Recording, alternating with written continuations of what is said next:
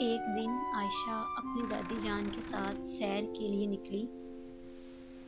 موسم بہت خوبصورت تھا، ٹھنڈی ہوائیں چل رہی تھی، پرندے چہچہا رہے تھے۔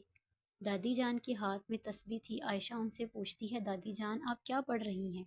دادی جان کہتی ہیں، بیٹا عائشہ میں درود پاک پڑھ رہی ہوں۔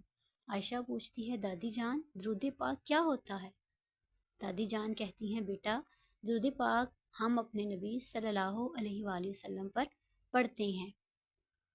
درود پاک پڑھنے سے اللہ تعالیٰ خوش ہوتے ہیں، ہمارے نامہ اعمال میں 10 نیکیاں بڑھا دی جاتی ہیں۔ عائشہ ان کی بات بڑے غور سے سنتی ہیں۔ دادی جان کہتی ہیں، بیٹا عائشہ درود پاک پڑھنے سے انسان کے 10 گناہ معاف ہو جاتے ہیں اور اس کے 10 درجات بلند کر دیے جاتے ہیں، اور ایسا صرف ایک بار درود پاک پڑھنے سے ہوتا ہے۔ عائشہ مسکراتی ہیں، وہ دادی جان کی اس بات سے بہت خوش ہوتی ہیں۔ عائشہ کہتی ہیں، دادی جان آج سے میں بھی درود پاک پڑھا کروں گی۔ تو پیارے بچوں، آپ بھی درود پاک کثرت کے ساتھ پڑھا کریں۔ تو میرے ساتھ پڑھیے، الصلاۃ والسلام علیکہ یا رسول اللہ۔